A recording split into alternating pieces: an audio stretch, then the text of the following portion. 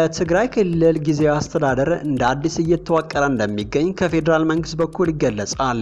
በአቶ ጌታቸው ረዳ የሚመራው የህዝባዊ ወያነ ሓርነት ትግራይ ህወሓት ቡድን ባወጣው መግለጫ በጊዜያዊ አስተዳደሩ አወቃቀር ዙሪያ ምክረ ሀሳቦችን አቅርቧል። ሌሎች በትግራይ ክልል የሚንቀሳቀሱ ተቃዋሚ ፓርቲዎች እስከ ምርጫ ድረስ የሚዘልቀውን የትግራይ ክልል ጊዜያዊ አስተዳደር አካታች ሆኖ እንዲሻሻል ጥሪ አቅርበዋል። ከፕሪቶሪያው ስምምነት በኋላ መጋቢት 2015 ዓ.ም የተመሰረተው የትግራይ ክልል ጊዜያዊ አስተዳደር የ2 ዓመት የስራ ጊዜው በመጠናቀቁ የአዋጅ ማሻሻያና ሌሎች ለውጦች ተደርገውበት እስከ ቀጣዩ ምርጫ ድረስ እንደሚዘልቅ በፌዴራል መንግስቱ ሲገለጽ ቆይቷል። በዶክተር ደብረጽዮን የሚመራው የህወሓት ቡድን በጊዜያዊ አስተዳደሩ ላይ ለውጦች ለማድረግ ከፌዴራል መንግስቱ ጋር እየተነጋገረ እንደነበር አስታውቋል። በትላንትናው ዕለት መግለጫ ያሰራጨው በአቶ ጌታቸው ረዳ የሚመራው የህወሓት ቡድን ደግሞ የስልጣን ዘመኑ የሚራዘመው የትግራይ ክልል ጊዜያዊ አስተዳደር አወቃቀሩ እንዴት ይሁን በሚል ጉዳይ ላይ ምክረ ሀሳቦችን ይፋ አድርጓል። በአቶ ጌታቸው ረዳ የሚመራው የህወሓት ቡድን መጋቢት 19ና 20 2017 ዓ.ም አካሄደ ከተባለ ስብሰባ በኋላ የወጣው መግለጫ በሂደት ላይ ያለው የትግራይ ክልል ጊዜያዊ አስተዳደር ዳግም የማቋቋምና ማደራጀት ተግባር በሚመለከት ዝርዝር ነጥቦችን አንስቷል።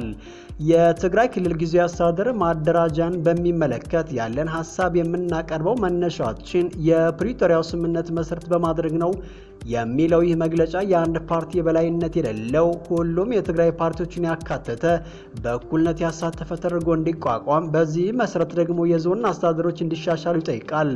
ከዚህ በተጨማሪ በከተሞች፣ ወረዳዎች፣ ቀበሌዎችና በህዝብ የተመረጡ አስተዳደሮች በአስቸኳይ ተቋቁመው የጊዜ አስተዳደሩ አካላት እንዲሆኑ ሀሳብ አቅርቧል።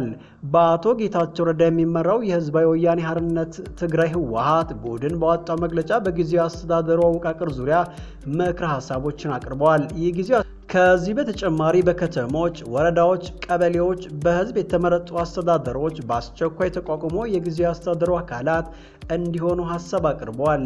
በአቶ ጌታቸው ረዳ የሚመራው የህዝባዊ ወያነ ሓርነት ትግራይ ህወሓት ቡድን ባወጣው መግለጫ በጊዜያዊ አስተዳደሩ አወቃቀር ዙሪያ ምክረ ሀሳቦችን አቅርቧል። ወደ ስራ ደግሞ የትግራይ ኃይሎች አስቀድሞ ወደ ተዘጋጀላቸው ካምፖች እንዲገቡ እንዲሁም ፖሊስ የጸጥታ ስራ እንዲሰራ በዚህ የማሻሻያ መግባባት ከተደረሰ በኋላ ጊዜያዊ አስተዳደሩ እስከ ቀበሌ ደረጃ በአንድ ወር ጊዜ ውስጥ ተዋቅሮ ስራ እንዲጀምር ሀሳብ አቅርቧል። በዚህ ጉዳይ ማብራሪያ የሰጡት የትግራይ ክልል ደቡባዊ ዞን አስተዳዳሪ አቶ ሀፍቱ ኪሮስ ጊዜያዊ አስተዳደሩ የአንድ ፓርቲ የበላይነት የሚታይበት ሳይሆን ሁሉም አካታች መሆኑ ይገባዋል ብለዋል። በዚህ ጊዜያዊ አስተዳደር ዳግም መዋቀር ጉዳይ በትግራይ ከሚንቀሳቀሱ ፓርቲዎች እንዲሁ የተለያዩ ሀሳቦች የሚቀርቡ ሲሆን አሲምባ ዲሞክራሲ ፓርቲ ስራ ላይ የቆየው የትግራይ ክልል ጊዜያዊ አስተዳደር አካታች አልነበረም ሲሉ ይተቻሉ። በዚህ የቅቡልነትን ጨምሮ የተለያዩ ችግሮች እንደሚገጥሙት የሚገልጸው የአሲምባ ዲሞክራሲያዊ ፓርቲ ሊቀመንበር አቶ ዶሪ አስግዳውም ይህ የሚቀየር ማሻሻያ እንዲኖር ፌዴራል መንግስቱና ሌሎች የሚመለከታቸው አካላት ትኩረት ያደርጋሉ ይላል። አሁን ከውጭ ወዳገኘናቸው ዜናዎች እናልፋለን። የአውሮፓ ኮሚሽን ፕሬዚዳንት ኡርሱላ ቮን ደር ሌየን አሜሪካ የጣለችው ታሪፍ ከፍተኛ ጫና እንደሚኖረው አስጠንቅቀዋል። ዶናልድ ትራምፕ ወደ አሜሪካ በሚገቡ ሸቀጦች ላይ አዲስ ታሪፍ ለመጣል መወሰናቸው ለዓለም ኢኮኖሚ ትልቅ ጉዳት አለው ሲሉ የአውሮፓ ህብረት ኮሚሽን ኃላፊ ኡርሱላ ቮን ደር ሌየን ተናገሩ። ቻይና የዶናልድ ትራምፕ እርምጃን በመቃወም ተገቢውን ምላሽ ለመስጠት ቆራጥ መሆኗን ገልጻለች። ይህ የቻይና ማስጠንቀቂያ ምላሽ የተሰማው የአሜሪካው ፕሬዝዳንት ከመጋቢት 27 2017 ዓ.ም ጀምሮ ወደ አሜሪካ የሚገቡ ሁሉም ምርቶች ላይ የ10 በመቶ ታሪፍ መጣላቸውን ይፋ ካደረጉ በኋላ ነው። ከመጋቢት 29 2017 ዓ.ም ጀምሮ ደግሞ ወደ 60 የሚጠጉ ሀገራት ከፍተኛ የሆነ ታሪፍ ተጥሎባቸዋል። ዶናልድ ትራምፕ እርምጃዎቹ ፍትሐዊ ባልሆኑ የንግድ ፖሊሲዎች ላይ የሰጠ ምላሽ መሆኑን ተናግረዋል። አክለውም በውሳኔው በጣም ቸር ለመሆን መሞከራቸውን አብራርተዋል። ረቡዕ ለትራምፕ ታሪፍ የአሜሪካ ማምረቻዎችን ለማሳደግ እንደሚውል ገልጸው እርምጃው አሜሪካን እንደገና ሀብታም ያደርጋታል ብለዋል። ሐሙስ ማለዳ ላይ መግለጫ የሰጡት ቮን ደር ሌየን አዲሱ ሀገራት ላይ የተጣለው ግብር በዓለም ዙሪያ በሚሊዮኖች ለሚቆጠሩ ሰዎች አስፈሪ መዘዞ እንደሚመጣ ገልጸዋል። የአውሮፓ ኮሚሽን ኃላፊ አውሮፓ የተቀናጀ አካሄድ እንደምትከተል ቃል ገብተዋል። ህብረቱ እያደረገ ያለው ድርድር ካልተሳካ የአጸፋ እርምጃዎችን ለመውሰድ የተዘጋጁ መሆናቸውን አስጠንቅቀዋል። ከመካከላችን አንዳችን ላይ እርምጃ ከተወሰደ ሁላችንም ላይ እንደተወሰደ እንቆጥረዋለን ብለዋል። የትራምፕ አጋር የሆነችው ጣሊያናዊት ፖለቲከኛ ጆርጂያ ሜሎኒ ውሳኔው ስህተት ካሉ በኋላ ከአሜሪካ ጋር የንግድ ጦርነትን ላለመጀመር እንደሚሰሩ አስታውቀዋል። የስፔኑ ፔድሮ ሳንቼዝ በበኩላቸው አገራቸው ለሁሉም ክፍት የሆነ ዓለም ለመፍጠር ቁርጠኝነቷን ትቀጥላለች ሲሉ፣ የአየርላንድ ፖለቲከኛ ታኦዞይሽ ሜሼል ማርቲን ደግሞ ትራምፕ ውሳኔ ማንም የማያተርፍበት ሲሉ ጠርተውታል። የፈረንሳው ፕሬዚዳንት ኢማኑኤል ማክሮ ሐሙስ ዕለት በአዲሱ ታክስ ከተጎዱ የንግድ ዘርፎች ተወካዮች ጋር በቤተ መንግስታቸው እንደሚገናኙ ጽህፈት ቤታቸው አስታውቋል። ከአውሮፓ ህብረት ውጪ በአሜሪካ ፕሬዝዳንት የለየላቸው አጥፊዎች ተብለው ከተፈረጁ ሀገራት መካከል አንዷ የሆነችው ቻይና አሁን ባለው 20 በመቶ ቀረጥ ላይ 34 በመቶ ተጨማሪ ታሪፍ ተጥሎባታል። ይህም አጠቃላይ የታክስ ግዴታዎቿ ቢያንስ 54 በመቶ ደርሰዋል። የአገሪቱ የንግድ ሚኒስትር አሜሪካ ታሪፉን በፍጥነት እንድትሰርዝ የጠየቀ ሲሆን ቻይና የራሷን መብትና ጥቅም ለማስጠበቅ በቁርጠኝነት የአጸፋ እርምጃዎችን ትወስዳለች ብሏል። ወደ አሜሪካ የምትልካቸው ምርቶች ላይ የ32 በመቶ ታሪፍ የተጣለባት ታይዋን በበኩሏ እርምጃውን በጣም ምክንያታዊነት የጎደለው በማለት ጠርተውታል። የደቡብ ኮሪያ ተጠባባቂ ፕሬዝዳንት ሃን ጃክሶ እንዲሁ የዓለም ንግድ ጦርነት እውን ሆኗል ካሉ በኋላ መንግስታቸው የንግድ ቀውሱን ለማሸነፍ የተለያዩ አማራጮችን እንደሚመለከት ተናግረዋል። ጃፓን የተጣለባት የ24 በመቶ ታሪፍን እጅግ በጣም ያሳዝናል ካለች በኋላ የዓለም ንግድ ድርጅትና የአሜሪካ ጃፓን ስምምነቶችን የሚጥስ ብለዋል።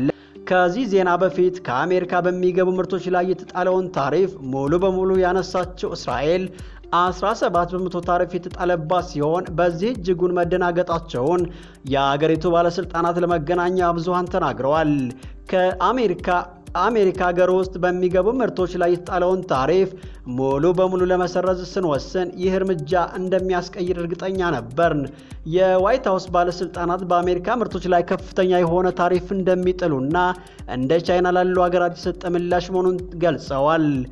የአውስትራሊያው ጠቅላይ ሚኒስትር አንቶኒ አልባኔዝ አገራቸው 10 በመቶ ታሪፍ ከተጣለባቸው መካከል መሆኗን ጠቅሰው አሜሪካን ከፍተኛ የሆነ ያልተገባ ታሪፍ ይከፍላሉ ብለዋል። መንግስታቸው የአጸፋ እርምጃዎችን እንደማይወስድ የገለጹት ጠቅላይ ሚኒስትሩ ዝቅተኛ እድገት የሚያመራ ፉክክር ውስጥ አንቀላቀልም ብለዋል።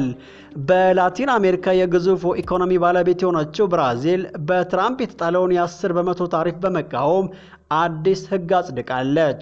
የአገሪቱ የውጭ ጉዳይ ሚኒስትር የአጸፋ እርምጃ ለመውሰድ የዓለም የንግድ ድርጅቶችን ጨምሮ የሁለትዮሽ ንግድ ውስጥ ያሉንን አማራጮች በሙሉ እንገመግማለን ብለዋል። ዶናልድ ትራምፕ አዲሱን ታሪፍ ይፋ ካደረጉ በኋላ የአሜሪካ የገንዘብ ሚኒስትር ስኮት የአጸፋ ምላሽ እንዳይሰጡ አስጠንቅቀው የፕሬዝዳንቱን ውሳኔ በጸጋ እንዲቀበሉ ተናግረዋል።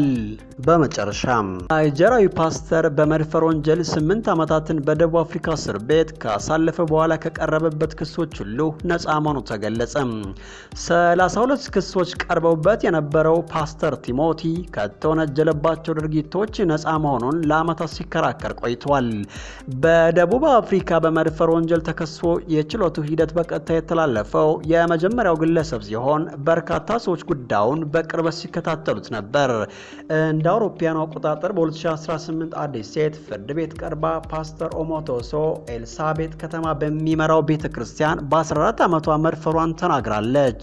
ረቡዕ ዕለት ፍርድ ቤቱ ብይን ሲሰጥ ችሎቱን የሚመሩት ዳኛ ፓስተር ቲሞቲ ጥፋተኛ አይደለም ሲሉ ውሳኔውን ያነበቡ ሲሆን አቃቤ ጉዳዩን በተሳሳተ መንገድ መያዙን ገልጸዋል። የደቡብ አፍሪካ ብሔራዊ አቃቤ ሕግ ባለስልጣን ከተከሳሹ ጉዳይ ጋር ተመሳሳይ ድምዳሜ ላይ መድረሱ የተገለጸ ሲሆን በጉዳዩ ላይ የቀድሞ አቃቢያነ ሕጎች አግባብ ያልሆነ ድርጊት ፈጽመዋል፣ ከሳሾቹ በመንግስት በኩል በቂ ምርመራ አልተደረገባቸውም ብሏል። በቀጣዮቹ ያሉት የህግ አማራጮች እንዲያጤኑ ያስታወቀው ብሔራዊ የአቃቤ ሕግ ባለስልጣን ፓስተሩ በተከሰሰባቸው ጉዳዮች ላይ ብዛት ያላቸው አቤቱታዎችን ማቅረቡ የፍርድ ቤቱ ለ8 ዓመታት እንዲጓተት ምክንያት የሆነ አንድ ጉዳይ መሆኑን አስረድተዋል። ፓስተር ኦሞቶሶ ስለተሰጣቸው ፍርድ እግዚአብሔርን አመሰግናለሁ ለመገናኛ ብዙሃን ተናግረዋል። ከፓስተሩ ጋር አብረው የተከሰቱት ሉሳንዳ እና ዘኪዮስ ሲቶም ከቀረበባቸው ክስ ሁሉ ነፃ መሆናቸውን ገልጸዋል። ኦሞቶሶ እንደ አውሮፓ አቆጣጠር በ2017 በቁጥጥር ስር የዋለው ደቡብ አፍሪካን ለቆ ሊወጣ ሲል ነው። የፓስተሩ ኦሞቶሶ የፍርድ ሂደቱ ጾታዊ ጥቃት በተንሰራፋባት ደቡብ አፍሪካ በቀጥታ ስርጭት የተላለፈ የመጀመሪያው የመድፈር ክስ ነው። የችሎቱ ከፍተኛ ትኩረት የሳበ ሲሆን በመገናኛ ብዙሃን በቀጥታ ማስተላለፍ እና የቴሌቪዥን ካሜራዎች በፍርድ ቤት ውስጥ ማኖር ከተጎጂዎች መብትን ለማስጠበቅና ገለልተኝነትን እንዲሁም ፍትህን ለማግኘት ምን ያህል ይጠቅማል ሲሉ ጥያቄዎቹን አንስተዋል።